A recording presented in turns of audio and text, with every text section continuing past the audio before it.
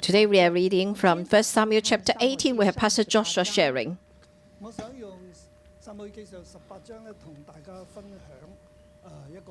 I want to share one truth from this chapter.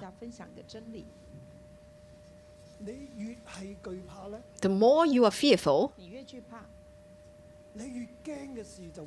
what you dread to happen shall happen.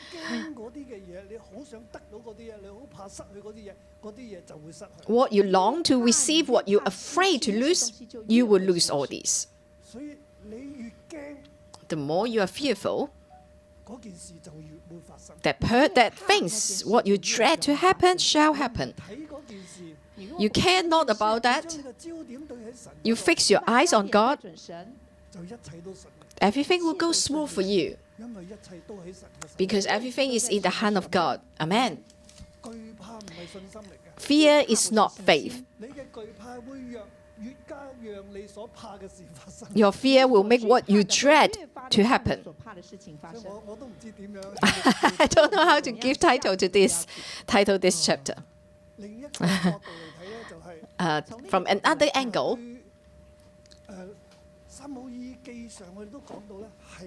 in 1 Samuel, it was written after exile, after exile. But the content was in the time of Samuel. That was well before exile time.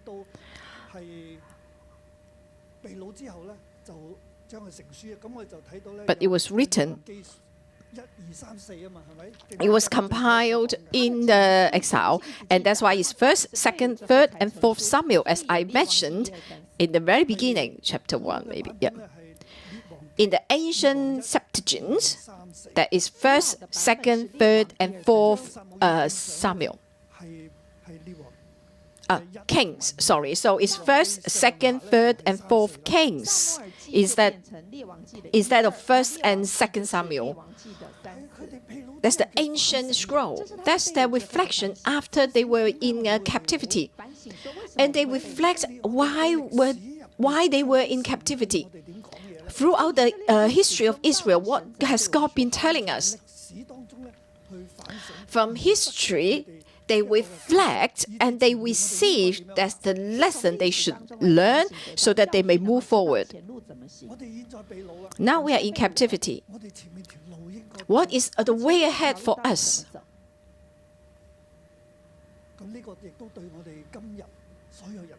It also speaks to all of us today. What is the way for us ahead? Brothers and sisters, many people are in the crossroad trying to make decisions. If you make decisions in fear, out of fear, the more likely it's wrong decision. But if you make decision by connecting with God, the whole situation, the circumstances will work for you.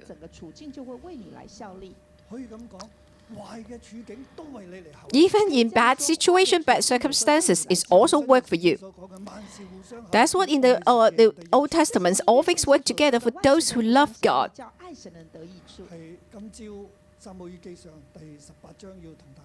That's what 1 Samuel chapter 18 wants to tell us.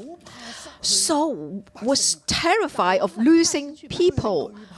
He feared the people. He feared the people more than he feared God. Because he was king, he needed the support from the people. In the beginning, no one wanted to follow him. When he was first anointed, there was only a bunch of people follow him, right? And at the end, wow, he was able to whenever he met a valiant man, he was taking them. He would take them. That's why did he offend God? Why did he bring unauthorized sacrifice? Because in that situation, he turn oppositions against Samuel because he afraid of losing people. The Philistines was as numerous as the sand in the seashore. But his own people, his own army, were scattered, reducing in number. They hid in caves, or they went to the east side of the Jordan. They immigrated. They were so scared. Only 600 people left to follow him, and Samuel has not turned up as he promised. What should he do? I must bring offering in order to manipulate God. Through the religious excuses, let's all bring offering to God. Let's all come before God. Then no one will leave me, right? He was using the faith of everyone to God, in God, so that people do not leave him but stay and used by him. That's sole intention. He was using God. So Samuel appeared and he was furious. Better to heed than to bring offering. Your sacrifice was fake. So you were insecure. That's why, out of fear, you brought the sacrifice. You want to win over the people. That's why you bring sacrifice. Brother and sister, this is a great reminder to us all. What is your motive to love God?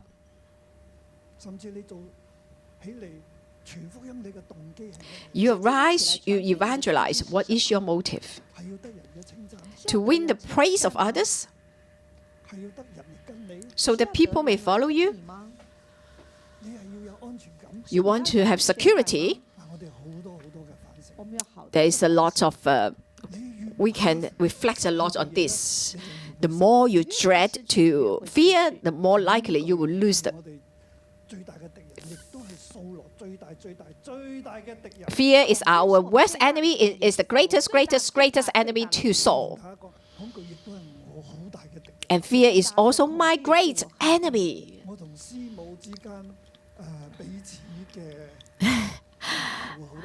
Argument between Simo and I most likely were due to my blue, my purple. I was afraid, I was grieved, I was sad.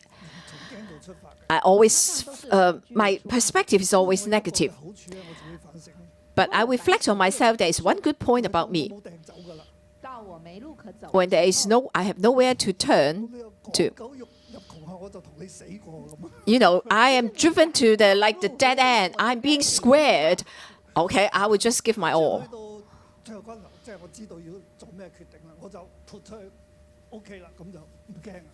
So at the end, when it was like I had nowhere to turn to, then I would just, okay, I'm not afraid anymore. For example, when we gathered in the North Point Pier, First Ferry told the landlord told us to move within 3 months.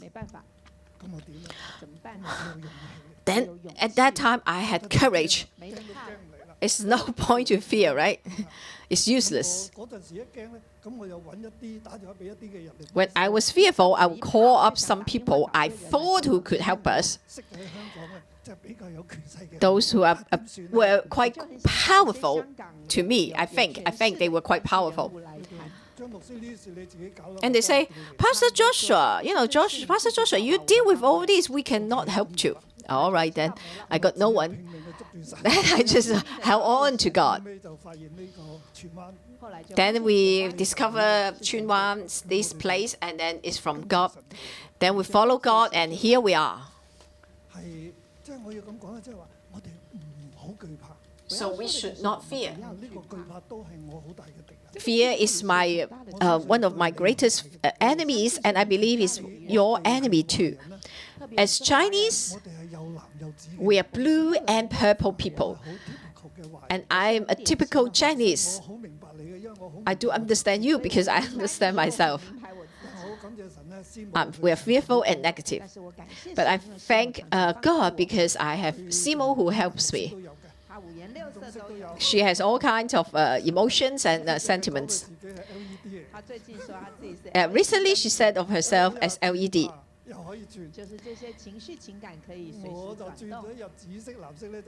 If I turn into blue and purple, it's hard for me to come out of this. Now we are on 1 Samuel chapter 18. We're back on this chapter. Saul was so afraid to lose the people's support. And at the end, he has lost the support of all people. The title for today is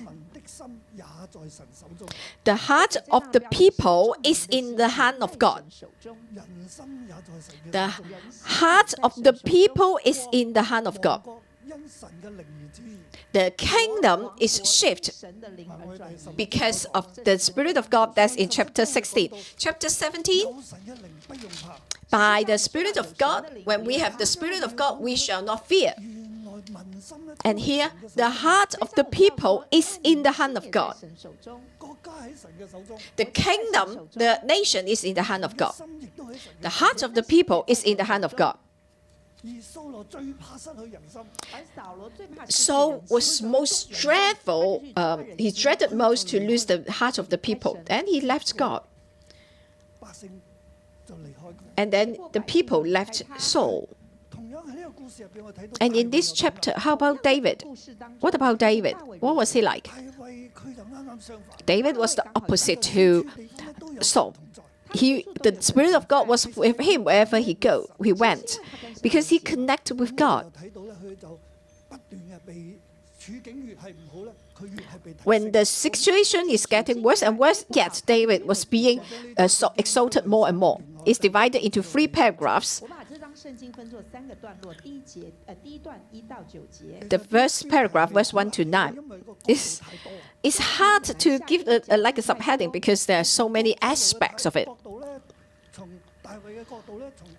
From David's perspective, from Saul's perspective, from the people's perspective, it's hard. Or from God's perspective, many people involved. It's hard to make a decision. It's like a 3D. But because we want to give a title, it's like only 2D or one perspective. To me, it's really hard to give a subheading. The easiest way is from Saul's perspective. When I divide this chapter into 3 paragraphs, in the beginning or the end of each paragraph is a summary. And the summary mainly centers around Saul from Saul's perspective. But when I try to look at it from Saul's perspective, it's quite negative. Do not do as Saul did. From David's angle is very positive, right? Do as David did.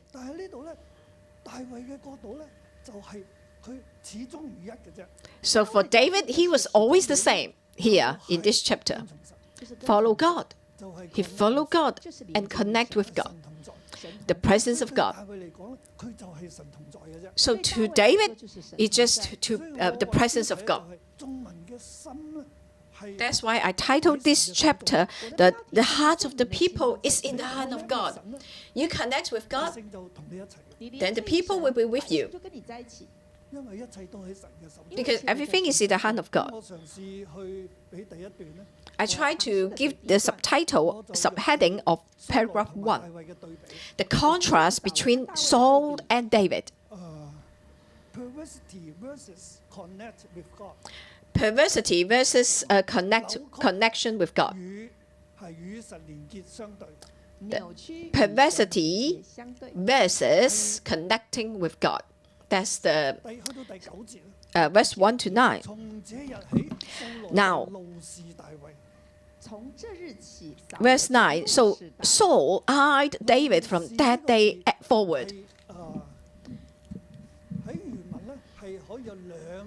Eyed David here, eye. In the original text, there are 2 translations. There are 2 Hebrew translations. You can pick one. So Saul eyed David, just eyed him. But then the Chinese also say that look at David with anger. From that day forward, from that day forward, so Saul eyed David, E-Y-E-D, eyed David. Oh, I didn't like this translation. I like another Hebrew translation. Evil, perversity, perverse, twisted, bent. There are three definitions of sins. In Hebrews, there are three definitions of sin. The first one, miss the target. The second one is perversity. That's what it says here. Twisted, bent. The first one is overstepped the mark. So three definitions of sin in Hebrews. From that day forward, he was twisted, he was bent towards David. He was bent, he was perverse, he was full of sin over David. The more David appeared before him, the more he sinned. He was perverse towards David. He was a king. Saul was a king. Saul was a twisted king.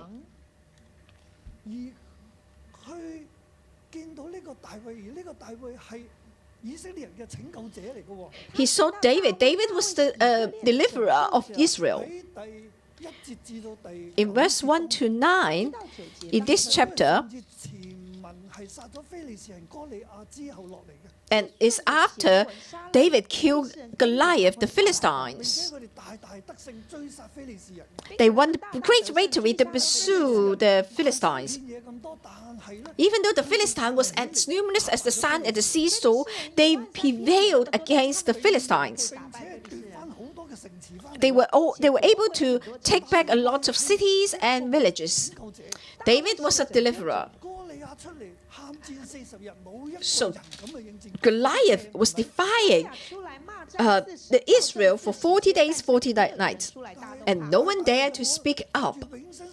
But then David said, by the name of the living God, I will kill you. That's what David said to Goliath. He didn't use any professional military ways. Just with a sling and stones. A sling and 5 smooth stones. A rod. That's all. Not iron armors. And yet, David killed Goliath. God was with him. I shared yesterday. Among all the Israelites, from King Saul to every people, every person, including the 3 brothers, older brother of David's, everyone was afraid. Only David was zealous for the Lord God, the Lord of hosts, the God of the armies. How can you defile the Lord of hosts? I will deal with you. So he went forward. Yesterday we talked about the bronze mountain, a giant bronze mountain. But then this little light from David, and then this shadow, this bronze mountain collapsed. The Philistines was defeated because God was with David. David connected with God. Among all the people, there was only one person, that's David. He was zealous for God. I hope you and I will be that person. As he did that, David did that,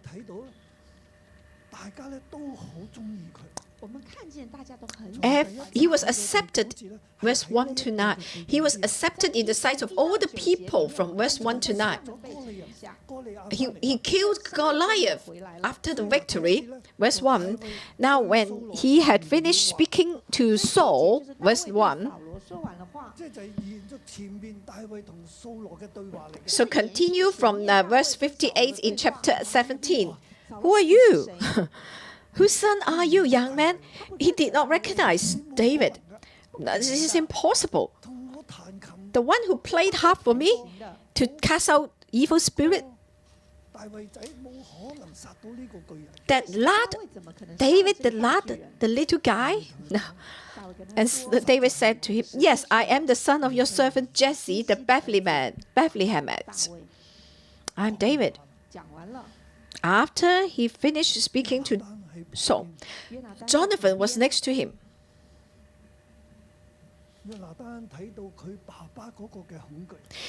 Jonathan saw the fear in his father's soul.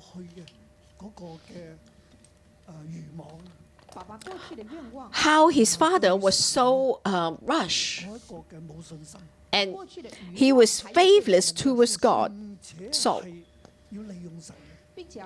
and he was using God. Jonathan saw this. Jonathan, remember when he went out to attack the Philistines, he won. The Philistine was defeated. And then Saul appeared. And he swore that no one should eat anything until the Philistine was defeated. But then Jonathan ate some honey, so he thought, his father was not doing right. So the Israelites was in this dress. So the great plan of God would not be accomplished. So they were unable to pursue the Philistines. But now, Jonathan, look at David. Wow, God was with David. He saw that. And then the Israelites prevailed greatly, won a great battle. Then he knew, okay, this is David, who killed Goliath.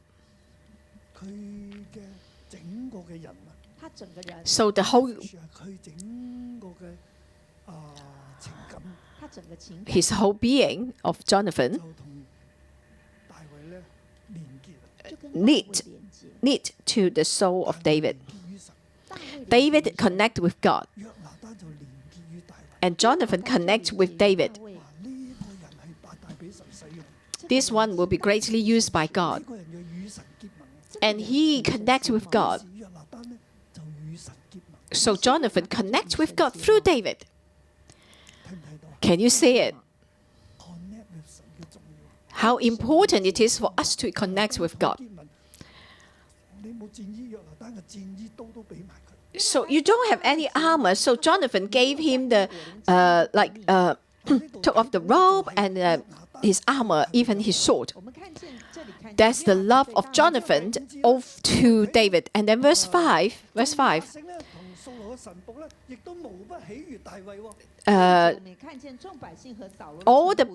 He was accepted in the sight of all the people and also in the sight of Saul's servants.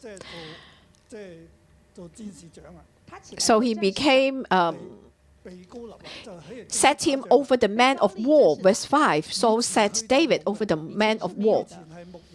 In the past, David was a shepherd, but now he was over the man of war because he killed Goliath. He was being promoted, and he was accepted in the sight of all the people and also in the sight of Saul's servants. Can you see the heart of the people? In the past, they did not see David, but now he was accepted in the sight of the people, all the people.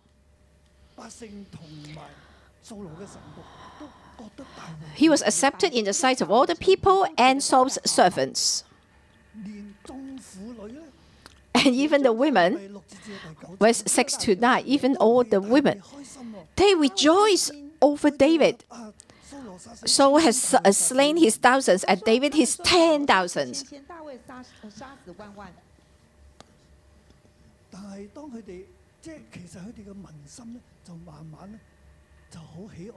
The hearts of the people turned towards David.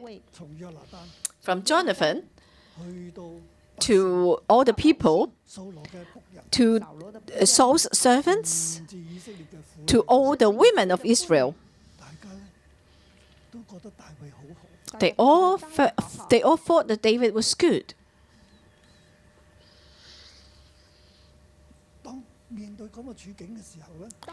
Under that circumstances, when everyone thought that David was good, then Saul was very angry. Verse 8. Very angry. So he was hot with anger. Okay, he was hot with anger in the original text. He was hot with anger.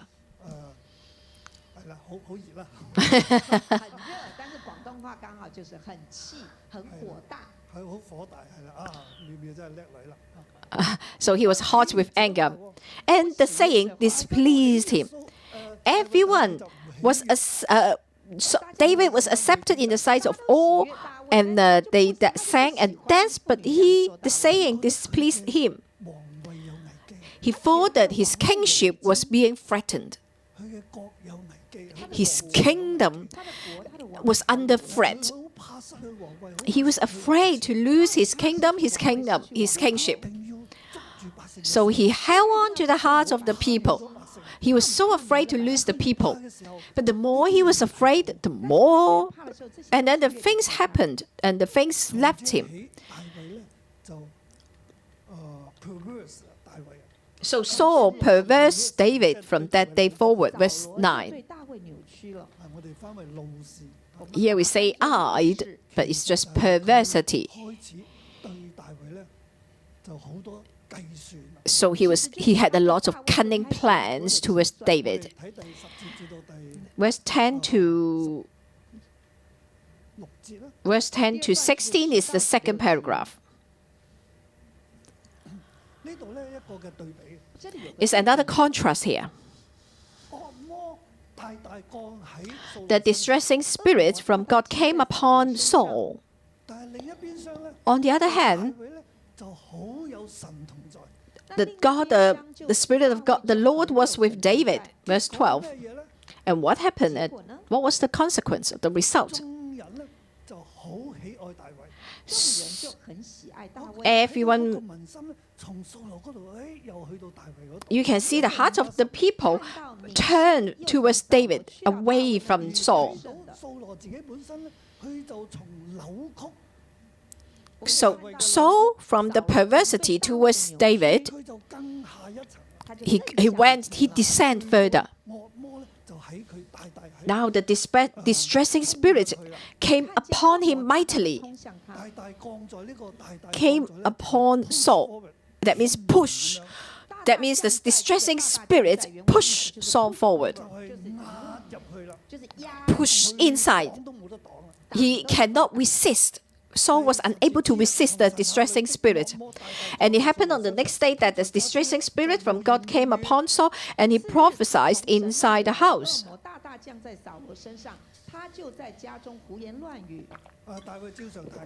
So David played music with his hand as at all the times, but he was insecure to Saul, so he got the spear. Because the heart of Saul was perverse towards David, right? So he thought how to kill Saul, how to kill David.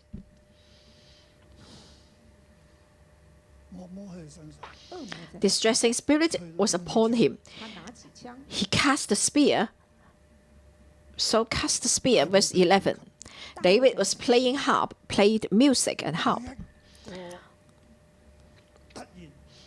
Out of the blue, suddenly, so he pinned David to the wall, wanted to pin David to death. But David escaped his presence twice.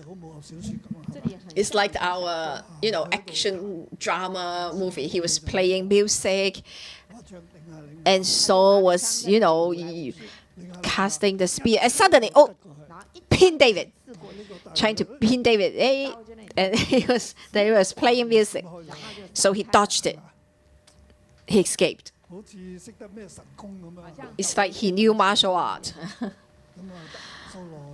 And then Saul walked away, and then he turned around and then tried to pin him, and then he disappeared. He dodged it again. He continued to play music. It's a good action movie, isn't it? The situation of David. Yes, God was with him.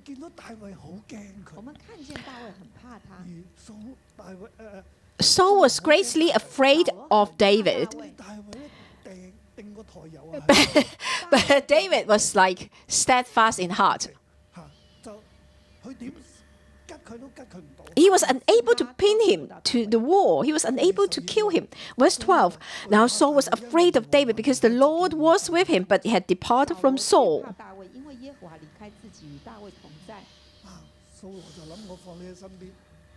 And Saul thought, okay, I got David with me. I was unable to kill you, however I tried. He was able to like teleport or something like this. So Seth made him his captain over 1,000. Okay, stay away from my presence. I don't want to see you. I can't kill you anyway. And then he went out and came in before the people. Maybe he will be killed by the Philistines. That's what Saul was thinking. And now David was being promoted again. From the man, he was set over the man of war, but now he's captain over 1,000. 1,000 people follow him. He behaved wisely in all his way. The Lord was with him. Verse 14. Verse 15. Therefore, when Saul saw that he behaved very wisely, he was afraid of him. Afraid of him here, verse 15.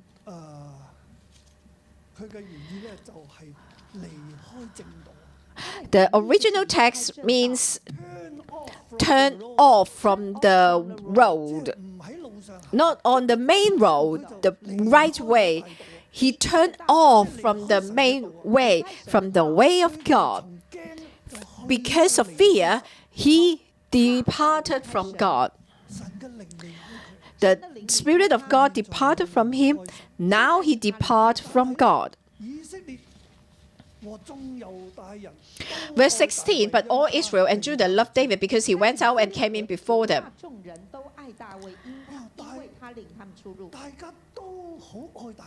Everyone loved David. Can you see the picture? Saul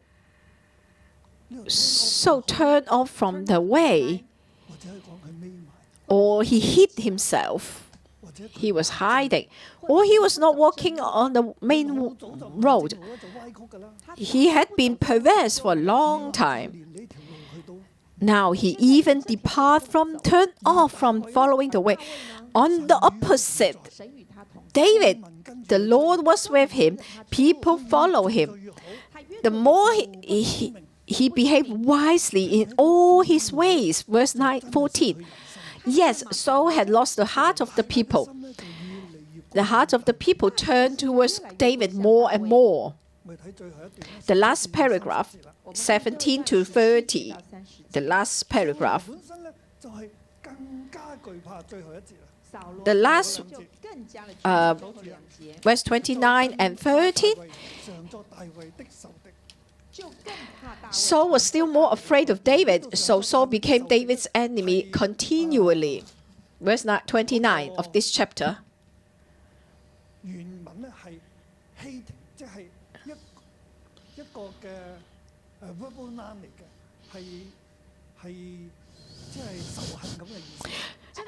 Became David's enemy continually. In the original text, it means hatred. He hated David all the time. And he was more afraid of David. He was more afraid of David, and he hated David. So every day he hated David. Every day he was full of hatred. You can see that Saul, he was perverse. David, now he turned off from the main road following God. He turned off from it. He turned off from the way of God. And now he was full of hatred towards David every day. And he was full of fear. Can you see the problems of Saul? From fear of losing people, from bringing unauthorized sacrifices, from using God. Well, he used God because he was afraid of losing people. He was afraid of losing his kingdom. Then he became perverse. Then he turned off from the God way of God. And now he afraid even more and full of hatred. David, I can't even kill you. I want you to go out and battle, but you won every time. Here, from chapter 7 to here, he thought of some evil plan to kill David. Due to the time, I'm not going into details. Verse 17.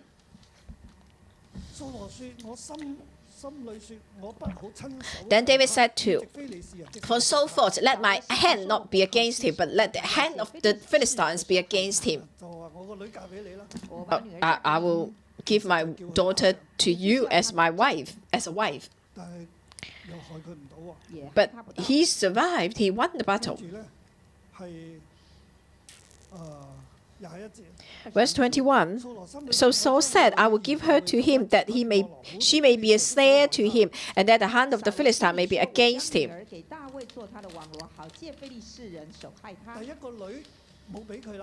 He didn't give his older daughter to David, but now Saul gave the second daughter to David to ensnare him.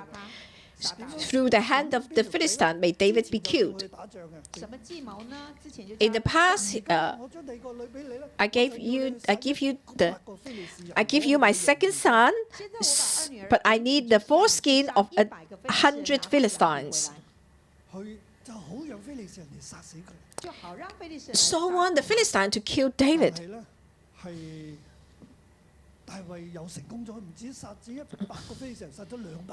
But David did not just kill 100 Philistines, he killed 200. 200. Verse 28. Thus Saul saw and knew that the Lord was with David, and that Michal, Saul's daughter, loved him. And Saul was still more afraid of David. Verse 29. And that every day he hated David. That's Saul. But how about David? Then the princes of the Philistines went out to war, and so it was whenever they went out that David behaved more wisely than all the servants of Saul, so that his name became highly esteemed.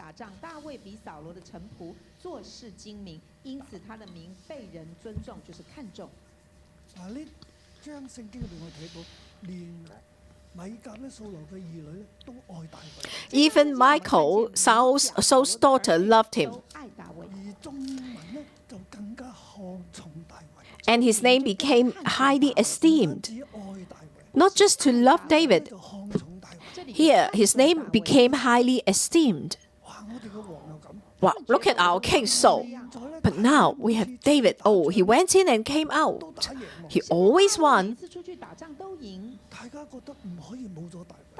Everyone thinks that they could not do without David. They highly esteemed David.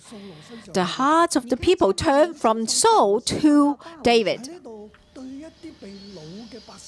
To the people in captivity, remember, to the people, the reader, the audience, the people in captivity.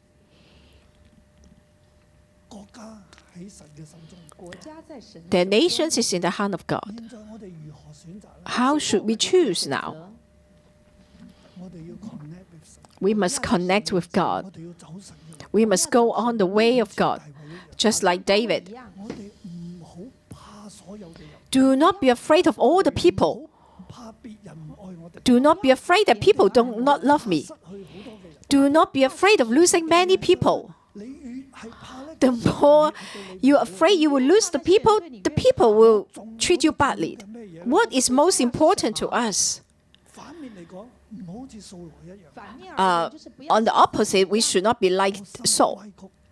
Our hearts should not be perverse. Our hearts should not be full of hatred. We must connect with God. When you are full of hatred and fear, the distressing spirit, the evil spirit will come upon you.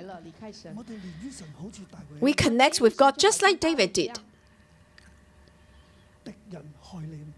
The enemy could never harm you. And also very important, now we are in the captivity. A lot of Gentiles mistreat us.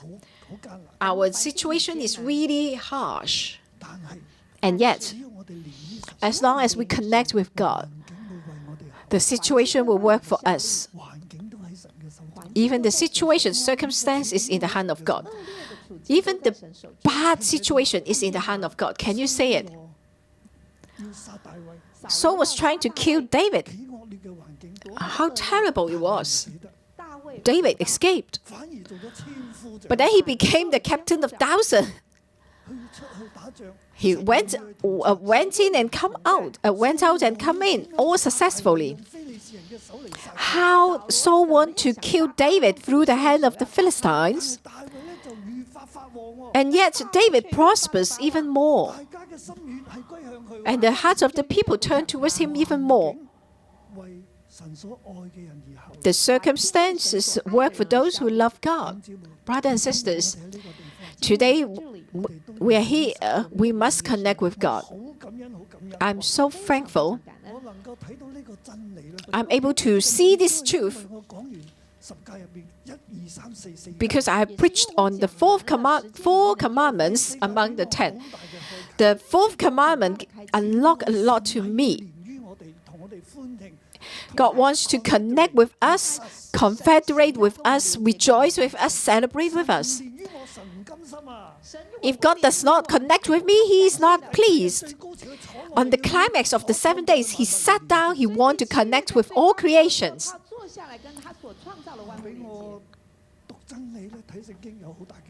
It really reveals a lot to me, a lot of truth to me. David connects with God. Actually, the heart of God wants Saul to connect with him as well. Samuel really wanted Saul to connect with God. But Saul wants Samuel to go his way. Remember, that's why he torn the edge of Samuel's clothes. That's why the kingdom was torn away from Saul. Then God departed from Saul. We will read on. Today from this chapter, David closely connected with God. In any situation, circumstance, the more harsh it was, the more blessing it brings him. It was nothing good that he was being like when Saul was trying to kill him, pin him. It gets worse, actually. But he was able to go into his destiny. When we are used by God, we will go through this process. But take heart. God will support you. God will protect you. I'm speaking to my brother and sister today. During the pandemic,